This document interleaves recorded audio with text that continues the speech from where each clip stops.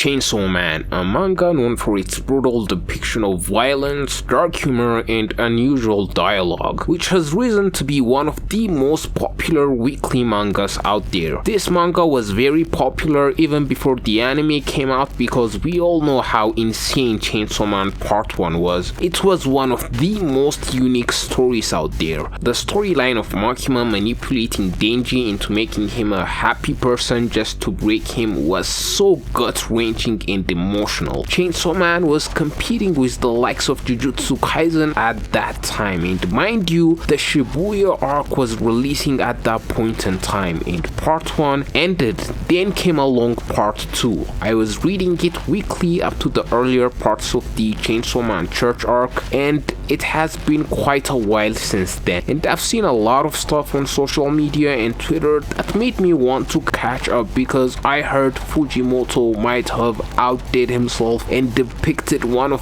the most unhinged things put to page.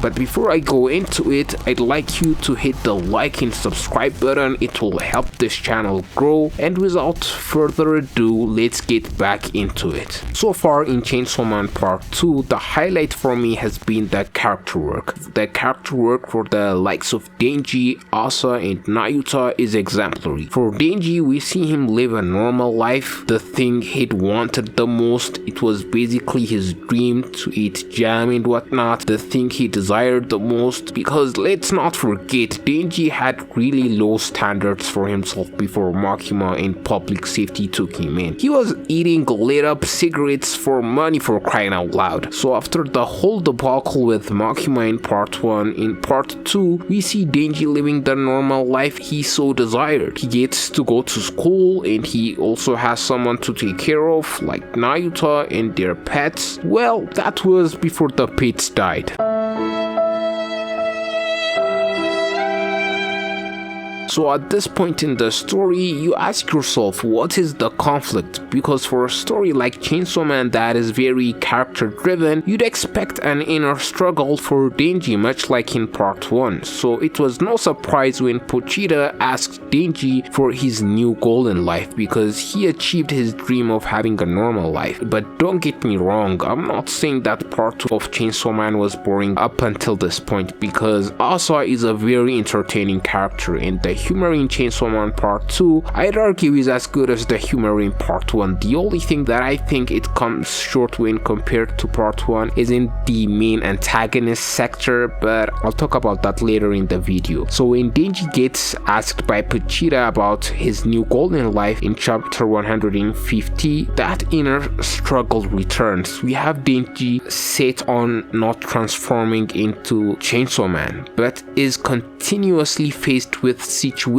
where he must. Not only that, but we're in Part 1 where he is supposed to be the one who is looked after, with Aki looking after him and Power like an older brother. Now he is the older brother trying to be a role model for Nayuta, and seeing him trying to do that, although he miserably fails at it, is enjoyable to see. Speaking of Nayuta, she is really adorable. Even though Denji is trying to be a big brother to her and trying to look after her, she reciprocates by doing the same, because Denji is Denji and gets himself into positions where he might be taken advantage of, like the time when Asa and Denji were dating and they kissed. She catches them and erases Asa's memory because she notices Yoru, and she erases the memory of them having a date to protect Denji, or simple stuff like her putting a blanket on Denji after he dozes off watching TV. It shows that she cares about Denji, and it is heightened when we see the flashback she had in the Chainsaw Man Church arc when she was surrounded by the mob. In that flashback, we see that Nayuta had wanted to kill Denji but grew fond of him over time, and when she saves him from the mob at the cost of her own life, it shows the massive growth she had. I hope she's not dead, and brings back the wholesomeness that we had in Part 1 with Denji and Power. Now let's talk about Asa. Before Pochita asked Denji what his next dream is, guys, I was wondering what part 2 had to offer. Asa was carrying part 2 for me. I know there were some people who were not fond of Asa, especially when part 2 started and it was focusing on her as the MC and people were not happy about it, but Asa for me was a very likable character from the get-go. You sympathize with her right from the start because she is this loner girl who wants to get close to people but she doesn't have the means to do so, and when she was tasked to kill Denji and they get to know each other and go on a date, that sold me on the Asa x Denji ship. But Fujimoto likes doing Asa dirty, I'm not gonna lie. After Nayuta erases her memory of going out with Denji, she thought she got stood up, and shortly after, Yoshida leads her on inadvertently into making her think he's going to ask her out, but that wasn't the case.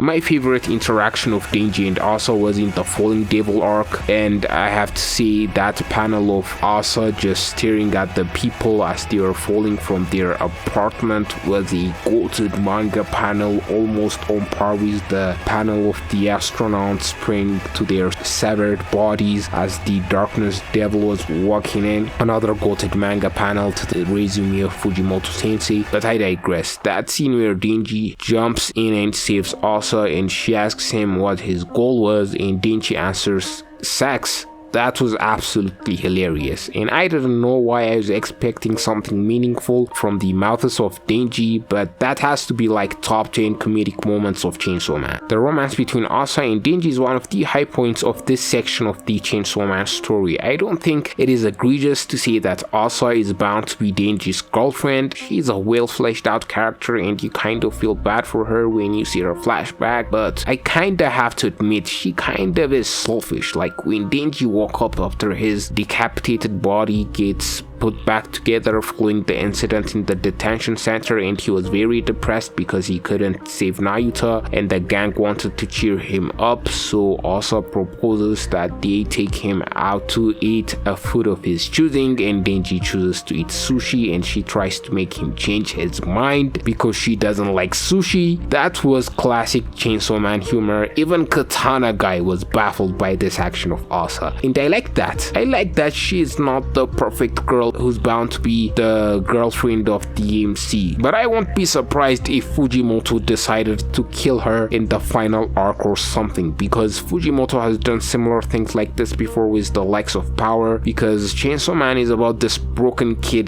Denji trying to live a normal life for once, but the guy is already broken because of his hard life, so his enemies try and make him love life like how Makima did and Yoru tried, because they want to bring the Chainsaw Devil and use him for whatever nefarious plans they have. Speaking of the Chainsaw Devil, I thought it was weird that one of his key powers was to erase from existence whatever he consumed, because I've never heard or seen a chainsaw that can do that, and I don't think neither do you guys. Let me know in the comments if you have. So we got the information from Basil that chainsaws used to do multiple things until they were restricted to cutting trees. The whole fact of the Chainsaw Devil's ability to erase what he consumes becomes digestible and recontextualizes it in a good way. Really appreciate that piece of information and hope that it is true, because it would be really cool. And the weird tone that Chainsaw Man Part 1 has is also present in Part 2, and I'm referring to how characters are nonchalant and have odd personality traits. This was restricted to mainly devils. For Denji, the quirky odd personality trait he has could be explained due to his upbringing, but the dumb childlike personality trait that most devils possess I think is applied to more characters, even ones that are not devils in Part 2, such as the way the mob in the Chainsaw Man Church arc were acting. One member of that mob just out of nowhere makes a ridiculous claim just to hunt down Nayuta, and similar moments like this where random characters acts as an outlet like this makes the humor work for me. So after endlessly and mercilessly heaping praise for part 2, let's talk about its shortcomings. So when it comes to part 2, right from the outset, people were reluctant. When we first heard news of Chainsaw Man part 2's main setting being in a school, many people were worried for what that would mean for the story, because what made part 1 so good might be stripped from part 2 when making such a drastic change. And in some sense that is sort of true. You've got animes like The Ancient Magus Bride, which was about this girl exploring this new world of magic and her healing from her trauma, and then they made season 2 in an academy, and